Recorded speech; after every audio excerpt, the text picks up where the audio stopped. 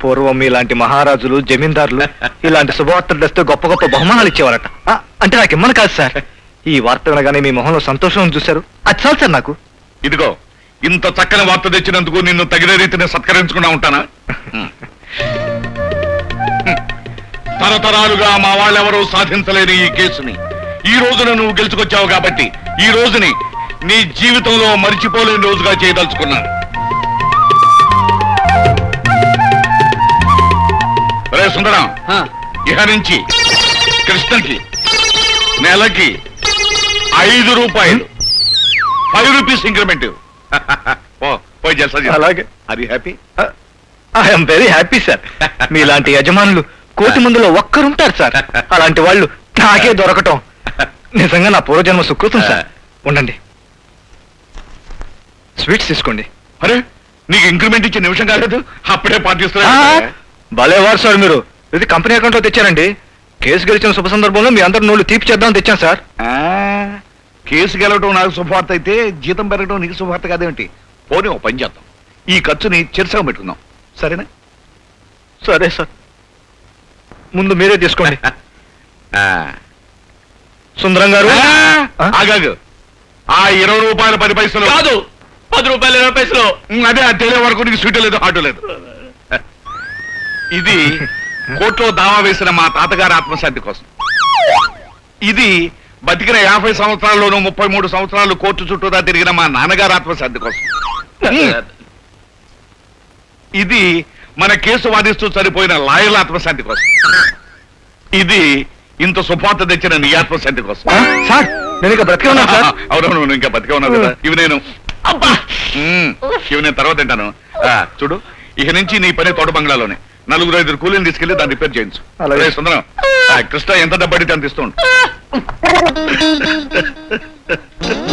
Sir sir, ఏమిటి అవన్నీ తీసేస్తున్నారు? ఇక ఇప్పుడు జరగబోయేది నా పెళ్లి కదయ్యా, నా తద్దిను. అదే సార్, రానివ్వండి. వాళ్ళు వస్తే మీకే, పైగా మన తరపున బంధువులు కూడా 2-3 ఉంటే మంచిది కదా. తలూరుకోవయ్యా, నేను అసలు పెళ్లి చేసుకోను అంతే. అలా అంటే ఎలా సార్? పేట్ల మీద పెళ్లి అయిపోతే అమ్మ బ్రతికేం గాను. పైగా బంధువులంతా వచ్చిన తర్వాత ఈ పెళ్లి చేసుకోవాలంటే ముందు మిమ్మల్ని, ఆ తర్వాత ఈ సంబంధం కుదిర్చి నన్ను ప్రాణాలతో పెడతారా?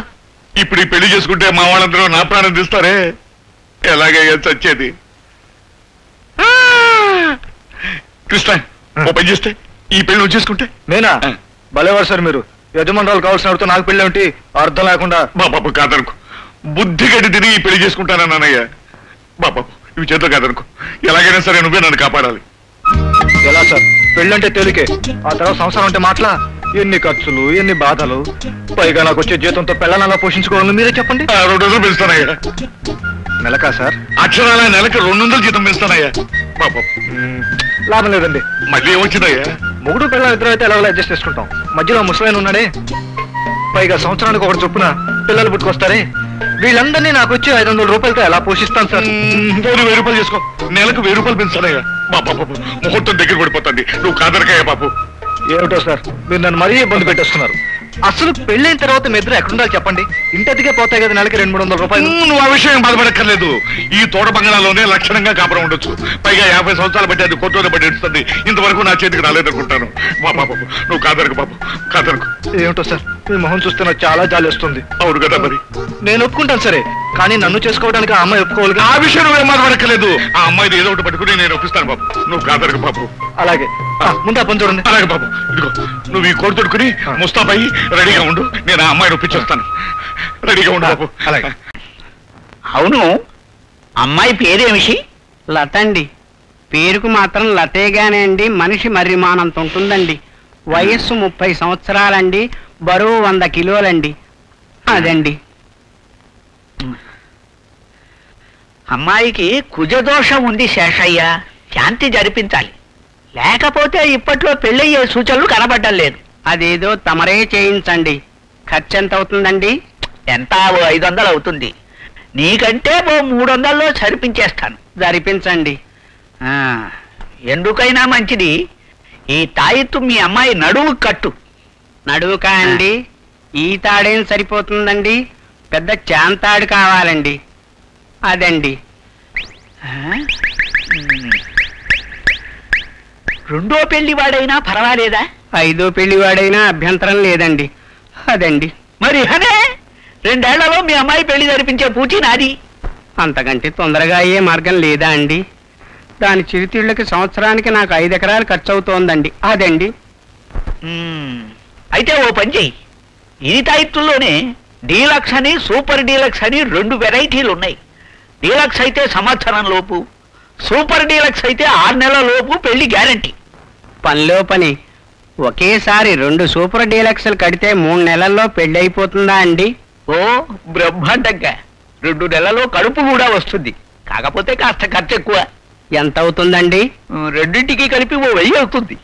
ఇవ్వండి, తప్పదు కదండి.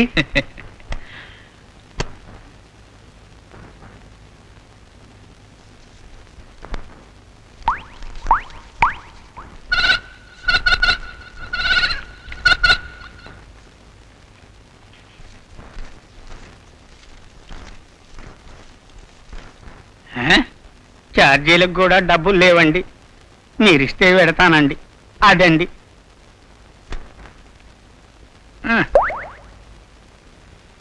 వస్తానండి. నీకెందుకయ్యా శ్రమ? అక్కడ పెట్టి ఇంట్లో పెట్టిస్తాను. పెట్టక్కడా. అలాగేనండి. అవును, అమ్మాయి పేరేమిష్ అన్నావు? లతండి. పేరుకు మాత్రం లతేగానండి. మనిషి మర్రిమాల్లా ఉంటుందండి. అదండి. వెళ్ళండి. అలాగేనండి. ఓ చింత, ఆ చింత, ఓయ్ చింతామణి, లేరా ఓయ్. వస్తున్నా. పిలిచారా? ఇలా దగ్గరగా రాబోయ్. ఎంతకాలం అలా సిగ్గుపడతావు? రవ్వల ముక్కు ఉడక చేయించుకుంటానన్నావుగా, ఇదిగో చేయించుకో. పళ్ళ బుట్ట లోపల పెట్టు. రాత్రి మన్మథ పూజకి నైవేద్యంగా పనికొస్తుంది. మీకెప్పుడు ఇదే ఛాస. లోపలికి వెళ్ళు. వెళ్ళు. ఓ నా చింతామణి, నా చింత, మణి చింత, ఓ నా చింతామణి, ఓయ్ ఇలా రాబోయ్. నమస్కారం చెయ్యి. నమస్కారం అండి. బాగుంది. మీ అమ్మాయిగా? శీఘ్రమేవ కళ్యాణ ప్రాప్తిరస్తు. మీరలా ఆశీర్వదిస్తే దానికి ద్వితీయం అవుతుంది. కూతురు కాదు, మా ఆవిడే. లోపల బా. ఈవిడ్ని నేను చేసుకునేటప్పటికి నా వయస్సు 57 సంవత్సరాలు. అయినా మగాడికి వయస్సుతో నిమిత్తమేమిటి గోపాలరావు గారు?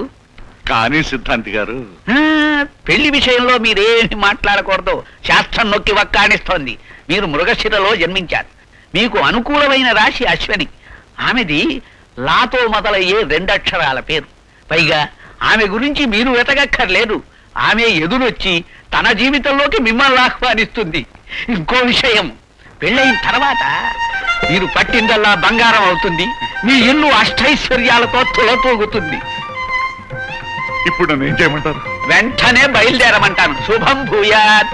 వెనక్కి తిరిగి చూడకుండా వెళ్ళొచ్చేయండి.